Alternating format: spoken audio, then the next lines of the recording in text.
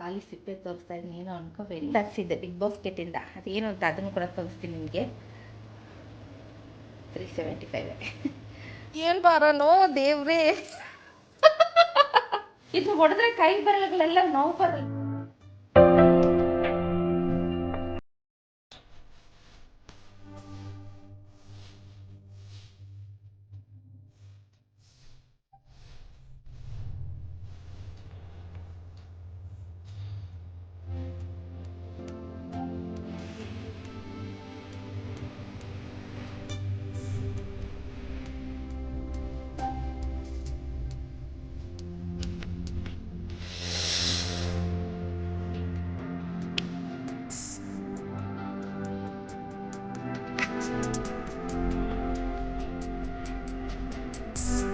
ಸಹಸ್ರನಾಮ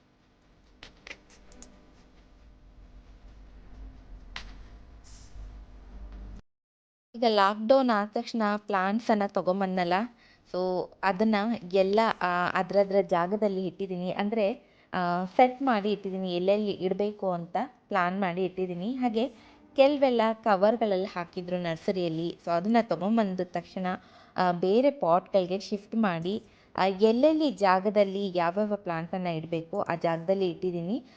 ಸಕ್ಯುಲೆಂಟ್ಸನ್ನು ಇನ್ನೂ ಅರೇಂಜ್ ಮಾಡಬೇಕು. ತೊಗೊಂಬಂದಂಥ ಸಣ್ಣ ಸಣ್ಣ ಪಾಟ್ಗಳಲ್ಲೇ ಇದೆ, ಸೊ ಅದನ್ನು ನೆಕ್ಸ್ಟು ಅರೇಂಜ್ ಮಾಡ್ತೀನಿ, ಆವಾಗ ನಿಮಗೆ ತೋರಿಸ್ತೀನಿ. ಸೊ ನಾನು ತಂದಂಥ ಗಿಡಗಳನ್ನು ನೋಡಿಸ್ತಾ ಇದ್ದೀನಿ, ಹಾಗೆ ನಿಮಗೂ ಕೂಡ ಇಷ್ಟ ಆಗ್ಬೋದು. ತುಂಬಾ ಒಳ್ಳೆ ಕಲೆಕ್ಷನ್ ಇತ್ತು ಪ್ಲಾಂಟ್ಸಲ್ಲಿ. ನೋಡಿದ್ದು ಎಲ್ಲ ತೊಗೋಬೇಕು ಅಂತ ಅನಿಸುತ್ತೆ, ಆದರೆ ಅಷ್ಟೊಂದು ಜಾಗನೂ ಇರಬೇಕು.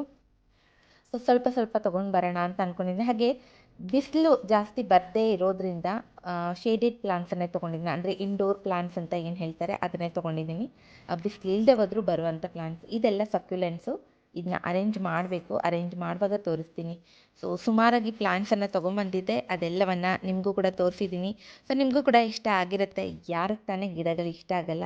ಆ ಗ್ರೀನ್ರಿಯನ್ನು ನೋಡ್ತಾ ಇದ್ದರೆ ಮನಸ್ಸೆಲ್ಲ ಮರ್ತೋಗ್ಬಿಡತ್ತೆ ಅಲ್ವಾ? Hi friends, welcome to my channel Geetha's blogs in ಕನ್ನಡಕ್ಕೆ ಸ್ವಾಗತ. ಇವತ್ತು ಶುಕ್ರವಾರ, ಪೂಜೆ ಎಲ್ಲ ಆಯಿತು. ಹಾಗೆ ನನ್ನ ಗಿಡಗಳನ್ನು ತೋರಿಸ್ತೀನಿ. ನಾನು ಮೊನ್ನೆ ತೊಗೊಂಬಂದಿದ್ನಲ್ಲ, ಆ ಗಿಡಗಳನ್ನು ತೋರಿಸ್ತೀನಿ, ಏನೇನು ಗಿಡಗಳನ್ನು ತೊಗೊಂಬಂದಿದ್ದೆ ಅಂತ ಅದರ ವಿಡಿಯೋನ ಇಲ್ಲಿ ಹಾಕ್ತೀನಿ. ಹಾಗೆ ಅವತ್ತು ಬರುವಾಗ ನಾನು ಅಲ್ಲಿಂದ ದ್ರಾಕ್ಷಿಯನ್ನು ತೊಗೊಂಬಂದಿದ್ದೆ. ಮುಂಚೆ ನಾವೆಲ್ಲ ಸಣ್ಣ ಮಕ್ಕಳಲ್ಲಿ ತಿಂತಾಯಿದ್ವಲ್ಲ, ಸೀಡ್ ಇರುವಂಥ ದ್ರಾಕ್ಷಿ. ಈಗೆಲ್ಲ ಸೀಡ್ಲೆಸ್ ಬಂದ ತಕ್ಷಣ ಅದನ್ನೆಲ್ಲ ಯಾರೂ ಜಾಸ್ತಿ ತಿನ್ನಲ್ಲ, ಆದರೆ ಅದರಿಂದ ಜ್ಯೂಸ್ ಮಾಡ್ಬೋದು. ಅಂಗಡಿಗಳಲ್ಲಿ ಸಿಗುವಂಥ ಸ್ಕ್ವಾಶ್ ರೀತಿಯಲ್ಲೇ ನಾವು ಮನೆಯಲ್ಲೇ ಜ್ಯೂಸನ್ನು ಮಾಡ್ಕೋಬೋದು. ಸೊ ಹಾಗಾಗಿ ತೊಗೊಂಡು ಬಂದೆ. ಒಂದು ಬುಟ್ಟಿಗೆ 3ರಿಂದ 3.5 kg ಇರುತ್ತೆ ಅಂತ ಹೇಳಿದ್ದ. ಸ್ವೀಟಾಗಿತ್ತು, ತುಂಬ ಸ್ವೀಟಾಗಿತ್ತು. ಸೀಡ್ಸ್ ಇದೆ. ಸೊ ಮನೆಯಲ್ಲೇ ನಾವು ಅಂಗಡಿಗಳಲ್ಲಿ ಸಿಗುವ ಹಾಗೆ ಒಂದು ಸ್ಕ್ವಾಶನ್ನು ಇವತ್ತು ನಾನು ನಿಮ್ಮ ಜೊತೆ ಶೇರ್ ಮಾಡ್ಕೊಳ್ತೀನಿ. ನಂದಿ ಹಿಲ್ಸ್ಗೆ ಹೋದಾಗ ಲಾಸ್ಟ್ ಟೈಮು ಅವಾಗ ಅಲ್ಲಿಂದ ತೊಗೊಂಬಂದಿದ್ದೆ, ಮಾಡಿದೆ ಕೂಡ, ಆದರೆ ರೆಸಿಪಿನ ಶೇರ್ ಮಾಡಿರಲಿಲ್ಲ. ಈಗ ಗ್ರೇಪ್ ಸೀಸನ್ನು ಇನ್ನೇನು ಮುಗಿತಾ ಬರುತ್ತೆ ಅಂದ್ಕೊಳ್ತೀನಿ. ಸೊ ಸಿಕ್ಕಿದ್ರೆ ಖಂಡಿತ ನೀವು ಕೂಡ ಟ್ರೈ ಮಾಡಿ. ಇದನ್ನು ಒಂದು ತಿಂಗಳವರೆಗೂ ಇಟ್ಕೋಬೋದು. ಪ್ರಿಸರ್ವೇಟಿವ್ಸ್ ಹಾಕಿದರೆ, ಅಂದರೆ ಈ ಸಿಟ್ರಿಕ್ ಆ್ಯಸಿಡ್ ಅಂತ ಸಿಕ್ಕತ್ತೆ, ಅದರಿಂದ ಬಾಟ್ಲ್ಗಳನ್ನು ತೊಳೆದ್ಬಿಟ್ಟು ಒಣಗಿಸಿ ಆಮೇಲೆ ನೀವು ಈ ಸ್ಕ್ವಾಶನ್ನು ಅಥವಾ ಜ್ಯೂಸ್ಗಳನ್ನು ಏನಾದರೂ ಮಾಡಿಟ್ರೆ ಪ್ರಿಸರ್ವೇಟಿವ್ ಆಗಿ ಕೆಲಸ ಮಾಡುತ್ತೆ. ತುಂಬ ದಿನ ಹಾಳಾಗದೇ ಇರುತ್ತೆ. ಆದರೆ ನಾನಿಲ್ಲಿ ಪ್ರಿಸರ್ವೇಟಿವ್ಸ್ ಬಳಸಲ್ಲ, ಅಂದರೆ ಆ ಸಿಟ್ರಿಕ್ ಆ್ಯಸಿಡನ್ನು ಬಳಸಲ್ಲ. ಬಿಸಿ ನೀರಲ್ಲಿ ಬಾಟ್ಲ್ಗಳನ್ನು ಚೆನ್ನಾಗಿ ತೊಳೆದ್ಬಿಟ್ಟು ಒಣಗಿಸಿ ಆಮೇಲೆ ಸ್ಕ್ವಾಶನ್ನು ಫಿಲ್ ಮಾಡಿ ಫ್ರಿಜ್ಜಲ್ಲಿ ಇಟ್ಕೊಳ್ತೀನಿ. ಒಂದು ತಿಂಗಳವರೆಗೂ ಬರುತ್ತೆ. ಸೊ ಅದರ ರೆಸಿಪಿನ ಇಲ್ಲಿ ಶೇರ್ ಮಾಡಿದ್ದೀನಿ, ನೋಡ್ಕೊಂಡು ಬನ್ನಿ. ಖಂಡಿತ ನೀವು ಕೂಡ ಟ್ರೈ ಮಾಡಿ. ಹಾಗೆ ಇವತ್ತಿನ ವ್ಲಾಗ್ ಎಲ್ಲಿವರೆಗೂ ಹೋಗುತ್ತೆ ನನಗಂತೂ ಗೊತ್ತಿಲ್ಲ. ಸೊ ನಿಮ್ಮನ್ನ ಹಾಗೆ ಜೊತೆಲಿ ಕರ್ಕೊಂಡು ಹೋಗ್ತೀನಿ. ಈಗ ಫಸ್ಟಿಗೆ ನೀವು ಗ್ರೇಪ್ ಜ್ಯೂಸನ್ನು ನೋಡ್ಕೊಂಡು ಬಂದುಬಿಡಿ. ಗ್ರೇಪ್ ಜ್ಯೂಸು ಅಥವಾ ಸ್ಕ್ವಾಶ್ ನೋಡ್ಕೊಂಡು ಬನ್ನಿ. ಹಾಗೆ ನೀವು ಕೂಡ ಟ್ರೈ ಮಾಡಿ ಅಂತ ಹೇಳ್ತೀನಿ.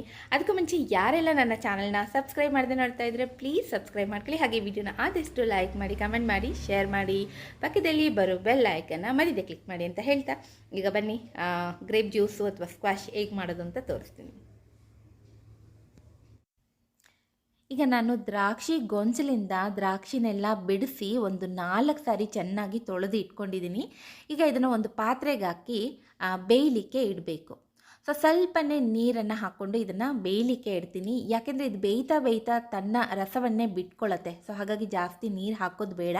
ಈಗ ಇದನ್ನು ಬೇಯಲಿಕ್ಕೆ ಬಿಡೋಣ. ಸೊ ಬೆಂದಿದೆ ನೋಡಿ, ಎಷ್ಟು ರಸ ಬಿಟ್ಕೊಂಡಿದೆ ದ್ರಾಕ್ಷಿ. ಇದು ತಣ್ಣಗಾಗಬೇಕು. ತಣ್ಣಗಾದಮೇಲೆ ನೆಕ್ಸ್ಟ್ ಏನು ಮಾಡಬೇಕು ಅದನ್ನು ಕೂಡ ತೋರಿಸ್ತೀನಿ. ಈಗ ಇದನ್ನು ತಣ್ಣಗಾಗೋಕ್ಕೆ ಬಿಡೋಣ. ದ್ರಾಕ್ಷಿ ತಣ್ಣಗಾಗಿದೆ. ಈಗ ನಾನು ಇಲ್ಲಿ ಒಂದು ನೋಡಿ ಈ ಥರ ಒಂದು ಜಾಲರನ್ನ ತೊಗೊಂಡಿದ್ದೀನಿ. ಹಾಗೆ ಕೆಳಗಡೆ ಒಂದು ಪಾತ್ರೆಯನ್ನು ಇಟ್ಟಿದ್ದೀನಿ. ಈ ಜಾಲರಕ್ಕೆ ತಣ್ಣಗಾಗಿರುವಂಥ ಬೇಯಿಸಿರುವಂಥ ದ್ರಾಕ್ಷಿಯನ್ನು ಹಾಕ್ಕೊಂಡು ಕೈಯಲ್ಲಿ ಚೆನ್ನಾಗಿ ಉಜ್ಜಬೇಕು.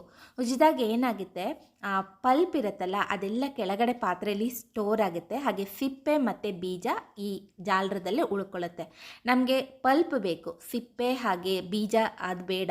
ಸೊ ಹಾಗಾಗಿ ಈ ಪ್ರೊಸೀಜರನ್ನು ಫಾಲೋ ಮಾಡಬೇಕು. ನೋಡಿ, ಈಗ ಕೆಳಗಡೆ ತಿಕ್ಕಾದ ದ್ರಾಕ್ಷಿ ರಸ ಕಲೆಕ್ಟ್ ಆಗ್ತಾ ಇದೆ. ಈಗ ಅದೇ ಥರ ಮಿಕ್ಕ ಎಲ್ಲ ದ್ರಾಕ್ಷಿಯನ್ನು ನಾನು ಈಗ ಕೈಯಿಂದ ಉಜ್ಜಿ ಪಲ್ಪನ್ನು ಹಾಗೆ ಸಿಪ್ಪೆ ಬೀಜವನ್ನು ಸಪ್ರೇಟ್ ಮಾಡ್ತೀನಿ. ಈಗ ನೋಡಿ, ಇಷ್ಟು ತಿಕ್ಕಾದಂಥ ದ್ರಾಕ್ಷಿ ರಸ ಸಿಕ್ಕಿದೆ. ಹಾಗೆ ಬೇಯಿಸ್ತಾ ಇರುವಾಗ ನಮಗೆ ರಸ ಸಿಕ್ಕಿತ್ತಲ್ಲ ಅದು ಕೂಡ ನಾನು ಇಲ್ಲಿ ಇಟ್ಕೊಂಡಿದ್ದೀನಿ. ನೋಡಿ, ಇದು ಇಷ್ಟಿದೆ. ಸೊ ಈಗ ಇದೆರಡನ್ನು ಮಿಕ್ಸ್ ಮಾಡಿ ನಾವು ಇನ್ನೊಂದು ಸಾರಿ ಬೇಯಲಿಕ್ಕೆ ಇಡೋಣ. ಅಂದರೆ ಕಾಯಿಸಬೇಕು, ಇದನ್ನು ಚೆನ್ನಾಗಿ ಕಾಯಿಸ್ಕೋಬೇಕು. ಎರಡನ್ನು ಮಿಕ್ಸ್ ಮಾಡೋಣ. ನೋಡಿ, ಇದು ಸಿಪ್ಪೆ ಮತ್ತು ಬೀಜವನ್ನು ಸಪ್ರೇಟ್ ಮಾಡಿಟ್ಟಿದ್ದೀನಿ. ಇದನ್ನು ಯಾವುದಾದ್ರೂ ಗಿಡಗಳಿಗೆ ಹಾಕ್ಕೋಬೋದು. ಈಗ ಇಲ್ಲಿ ಒಂದು 3 kg ಸಕ್ಕರೆ ಮುಳುಗುವಷ್ಟು ನೀರು ಹಾಕಿ ಕಾಯಲಿಕ್ಕೆ ಇಟ್ಟಿದ್ದೀನಿ. ಇದು ಒಂದೆಳೆ ಪಾಕ ಬರಬೇಕು. ಸೊ ಇದು ಆಗ್ತಾ ಇರಲಿ. ಹಾಗೆ ನಾವು ದ್ರಾಕ್ಷಿ ರಸ ಏನು ರೆಡಿ ಮಾಡಿ ಇಟ್ಕೊಂಡಿದ್ವಿ ಅದನ್ನು ಕೂಡ ಒಂದು ಪಾತ್ರೆಯಲ್ಲಿಟ್ಟು ಬಿಸಿ ಆಗಲಿಕ್ಕೆ ಬಿಡೋಣ. ಸೊ 2 ಆಗ್ತಾ ಇರಲಿ. ಸಕ್ಕರೆ ಒಂದೆಳೆ ಪಾಕ ಬರೋಕ್ಕೆ ನೋಡ್ಕೋಬೇಕು. ಬೇಗನೆ ಬಂದುಬಿಡುತ್ತೆ, ಯಾಕೆಂದರೆ ನಾವು ಜಾಸ್ತಿ ನೀರು ಹಾಕಿರಲ್ಲ. ಸೊ ಬೇಗನೆ ಫಾಸ್ಟಾಗಿ ನಿಮಗೆ ಒಂದೆಳೆ ಪಾಕ ಬರುತ್ತೆ. ಸೊ ಕರಗಿಸ್ತಾ ಇರಬೇಕು, ಮಿಕ್ಸ್ ಮಾಡ್ತಾ ಕರಗಿಸ್ಕೋಬೇಕು ಸಕ್ಕರೆನ. ನೋಡಿ, ಒಂದೆಳೆ ಪಾಕ ಬಂತು. ಈಗ ಕಾಯ್ತಾ ಇರುವಂಥ ದ್ರಾಕ್ಷಿ ರಸಕ್ಕೆ ನಾನು ಈ ಸಕ್ಕರೆ ಪಾಕವನ್ನು ಹಾಕ್ಕೊಳ್ತೀನಿ. ಈಗ ನಮ್ಮ ದ್ರಾಕ್ಷಿ ರಸ ಕೂಡ ಕುದಿಯೋಕ್ಕೆ ಶುರುವಾಗಿದೆ. ಈ ಹಂತದಲ್ಲಿ ನಾನು ಸಕ್ಕರೆ ಪಾಕವನ್ನು ಹಾಕ್ತಾಯಿದ್ದೀನಿ. ನೋಡಿ, ಈಗ ಕುದಿಯೋಕ್ಕೆ ಶುರುವಾಯಿತು.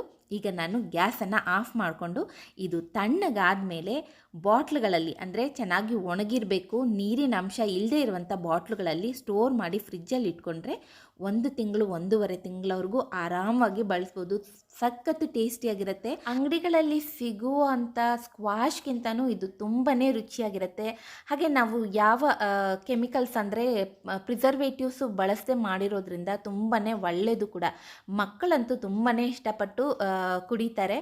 ಹಾಗೆ ನಾನು ಡ್ರೈ ಆಗಿರುವಂಥ ಬಾಟ್ಲ್ಗಳಲ್ಲಿ ಇದನ್ನು ಸ್ಟೋರ್ ಮಾಡಿ ಇಡ್ತಾಯಿದ್ದೀನಿ. ನನಗೆ ಒಂದು ಆಲ್ಮೋಸ್ಟ್ 3.25 ಲೀಟ್ರಷ್ಟು ದಪ್ಪನೆಯ ಸ್ಕ್ವಾಶು ಸಿಕ್ಕಿತ್ತು. ಇದನ್ನು ಫ್ರಿಜ್ಜಲ್ಲಿ ಇಟ್ಕೊಂಡು ನಮ್ಗೆ ಯಾವಾಗ ಬೇಕೋ ಆವಾಗ ನೀರನ್ನು ಆ್ಯಡ್ ಮಾಡಿಕೊಂಡು ಜ್ಯೂಸ್ ರೆಡಿ ಮಾಡ್ಕೋಬೋದು. ನೋಡಿ, ನಾನೀಗ ಒಂದು ಲೋಟಕ್ಕೆ ಒಂದು 3 ಚಮಚದಷ್ಟು ಸ್ಕ್ವಾಶನ್ನು ಹಾಕಿ ಅದಕ್ಕೆ ಎಷ್ಟು ನೀರು ಬೇಕೋ ಅಷ್ಟನ್ನು ಹಾಕ್ಕೊಳ್ತಾ ಇದ್ದೀನಿ. ನೋಡ್ಕೊಂಡು ಹಾಕ್ಕೊಳ್ಳಿ. ಜಾಸ್ತಿ ನೀರು ಆಗಿಬಿಟ್ರೆ ಆಮೇಲೆ ಸಪ್ಪೆ ಆಗಿಬಿಡುತ್ತೆ, ರುಚಿ ಹೊರಟೋಗುತ್ತೆ. ಸೊ ಅದ್ರ ಪ್ರಕಾರ ನೀರನ್ನು ಆ್ಯಡ್ ಮಾಡಿಕೊಂಡು ಮಿಕ್ಸ್ ಮಾಡಿಕೊಂಡ್ರೆ ನಮ್ಮ ಗ್ರೇಪ್ ಜ್ಯೂಸ್ ರೆಡಿ. ಅದು ಹೋಮ್ ಮೇಡು, ಮನೆಯಲ್ಲೇ ಮಾಡಿದಂಥ ಜ್ಯೂಸು ಸಖತ್ತು ಟೇಸ್ಟಿಯಾಗಿರುತ್ತೆ. ಇದರಿಂದ ಗೋಲಾ ಕೂಡ ಮಾಡ್ಕೋಬೋದು, ಅಂದರೆ ಕ್ಯಾಂಡಿ ಕೂಡ ಮಾಡಿಕೊಂಡ್ರೆ ತುಂಬಾ ರುಚಿಯಾಗಿರುತ್ತೆ. ಈಗ ನಮ್ಮ ಸ್ಕ್ವಾಶ್ ರೆಡಿಯಾಗಿದೆ. ಇದನ್ನು ನಾವು ಫ್ರಿಜ್ಜಲ್ಲಿ ಇಟ್ಕೊಂಡು ಯಾವಾಗ ಬೇಕೋ ಆವಾಗ ಜ್ಯೂಸನ್ನು ಮಾಡ್ಕೋಬೋದು. ಸೊ ಖಂಡಿತ ನೀವು ಕೂಡ ಟ್ರೈ ಮಾಡ್ತೀರಲ್ಲ. ಈಗ ಹಸ್ಬೆಂಡು ಮತ್ತು ಮಗ ಇಬ್ಬರು ಹೊರಗಡೆ ಹೊರಟಿದ್ದಾರೆ. ಎಲ್ಲಿಗೆ ಹೊರಟಿದ್ದಾರೆ, ಏನು ತರಕ್ಕೆ ಹೊರಟಿದ್ದಾರೆ ನಾನು ನಿಮಗೆ ಕೊನೆಯಲ್ಲಿ ತೋರಿಸ್ತೀನಿ. ಸಾಯಂಕಾಲ ಆಗಿದೆ, ಮಳೆ ಬರೋ ಹಾಗಿದೆ, ಆದರೆ ಗೊತ್ತಿಲ್ಲ, ಗಾಳಿ ಬೀಸ್ತಾ ಇದೆ. ಎರಡೂ ಇದೆ. ಸೊ ಕಡಲೆಕಾಯಿ ತರಿಸಿದ್ದೆ ಬಿಗ್ ಬಾಸ್ಕೆಟಿಂದ.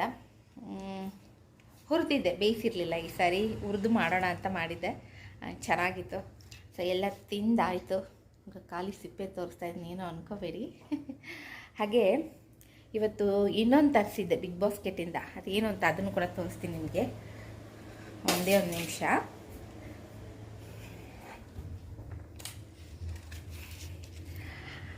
ಹಸ್ಬೆಂಡ್ ಹೊರಗಡೆ ಹೋದರು, ಸೊ ನಾನು ಇದನ್ನು ತೊಳೆಯೋಣ ಅಂತ ತೆಗಿತಾ ಇದ್ದೆ. ಅವರು ಹೋಗಿ ಬರ್ತೀನಿ ಅಂದರು. ಸರಿ ಅವ್ರಿಗೆ ಬಾಯ್ ಬಾಯ್ ಹೇಳೋಣ ಅಂತ ಅಲ್ಲಿ ಇಟ್ಬಿಟ್ಟು ಹೋಗಿದ್ದೆ. ಇದು ಬಂದು ಬ್ಲೂಬೆರೀಸು. ಎಷ್ಟು ತುಂಬ ಕಡಿಮೆ, 125 ಗ್ರಾಮ್ಸ್ ಇದೆ. ಇದಕ್ಕೆ 339 ರುಪೀಸು, ಸಾರಿ 375 ರುಪೀಸು. ತುಂಬ ಚಿಕ್ಕದಾಗಿದೆ. 375 ರುಪೀಸು.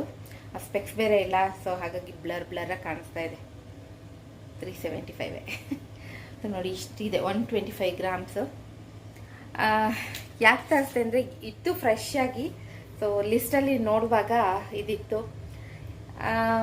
ಹೆಲ್ತ್ ಬಂದಾಗ ಸ್ವಲ್ಪ ಕಾಸ್ಟ್ಲಿ ಆದರೂ ಪರವಾಗಿಲ್ಲ. ಬೇರೆ ಏನೇನಕ್ಕೋ ಎಷ್ಟೊಂದು ಖರ್ಚು ಮಾಡ್ತೀವಿ. ಸೊ ಹಾಗಾಗಿ ಪರವಾಗಿಲ್ಲ ಅಂತ ತರಿಸ್ದೆ.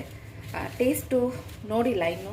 ಸೊ ವಾಶ್ ಮಾಡಬೇಕು. ವಾಶ್ ಮಾಡಿಬಿಟ್ಟು ತಿಂದು ಟೇಸ್ಟನ್ನ ಹೇಳ್ತಾರೆ ಮಕ್ಕಳು ಕೂಡ. ಸೊ ಇಬ್ಬರು ಹಸ್ಬೆಂಡು ಮತ್ತು ದೊಡ್ಡವನಿಬ್ಬರು ಹೊರಗಡೆ ಹೋಗಿದ್ದಾರೆ. ಸೊ ಇದನ್ನು ಸ್ವಲ್ಪ ಕ್ಲೀನಾಗಿ ವಾಶ್ ಮಾಡಬೇಕು. ಒಂದು ನಿಮಿಷ ತೆಗೆದುಬಿಡ್ತೀನಿ. ಅಂದರೆ ಮುಚ್ಚಳ ಓಪನ್ ಮಾಡಿ ನಿಮಗೆ ತೋರಿಸ್ತೀನಿ. ನೋಡಿ, ನೋಡೋಕ್ಕೆ ಗ್ರೇಪ್ಸ್ ಥರನೇ ಕಾಣಿಸುತ್ತೆ. ಫ್ರಂಟ್ ಕ್ಯಾಮ್ರಲ್ಲಿ ತೋರಿಸ್ತೀನಿ ನೋಡಿ, ಹೀಗೆ ಕಾಣಿಸುತ್ತೆ. ದುಬಾರಿ ಹಣ್ಣು ಆದರೂ ಪರವಾಗಿಲ್ಲ. ಹೆಲ್ತ್ ಕೇರ್ ಮಾಡಬೇಕಂದ್ರೆ ಕೆಲವೆಲ್ಲ ತಿನ್ನಬೇಕಾಗುತ್ತೆ.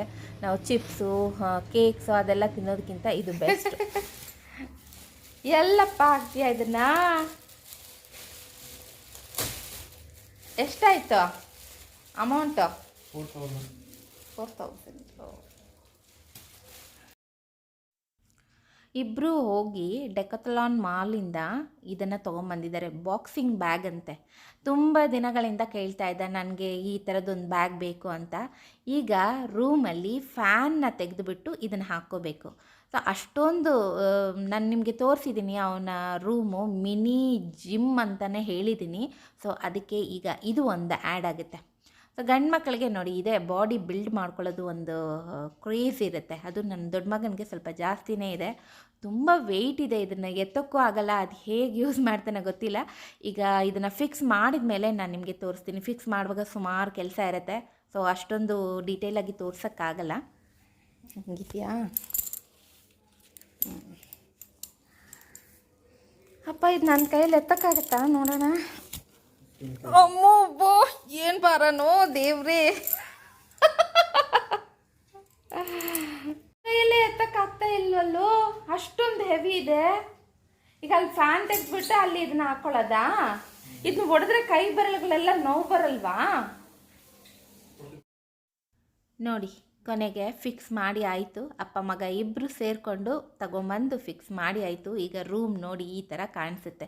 ಹೋಗುವಾಗೆಲ್ಲ ಅದನ್ನು ಓಡ್ಕೊಂಡು ಹೋಗಬೇಕು. ಸೊ ಇವತ್ತಿನ ವ್ಲಾಗನ್ನು ಇಲ್ಲಿಗೆ ಮುಗಿಸ್ತೀನಿ. ಈ ವ್ಲಾಗ್ ನಿಮಗೆ ಇಷ್ಟ ಆಗಿದ್ದರೆ ಖಂಡಿತ ನನ್ನ ಚಾನಲ್ಗೆ ಸಬ್ಸ್ಕ್ರೈಬ್ ಮಾಡ್ಕೊಳ್ಳಿ. ಹಾಗೆ ಈ ವಿಡಿಯೋನ ಆದಷ್ಟು ಲೈಕ್ ಮಾಡಿ, ಕಮೆಂಟ್ ಮಾಡಿ, ಶೇರ್ ಮಾಡಿ. ಪಕ್ಕದಲ್ಲಿ ಬರೋ ಬೆಲ್ ಐಕನ್ನ ಮರಿದೆ ಕ್ಲಿಕ್ ಮಾಡಿ ಅಂತ ಹೇಳ್ತಾ ನಾನು ಇಲ್ಲಿಗೆ ಮುಗಿಸ್ತೀನಿ. ಮತ್ತೆ ಸಿಗ್ತೀನಿ. ಟೇಕ್ ಕೇರ್, ಬಾಯ್ ಬಾಯ್, ನಮಸ್ಕಾರ.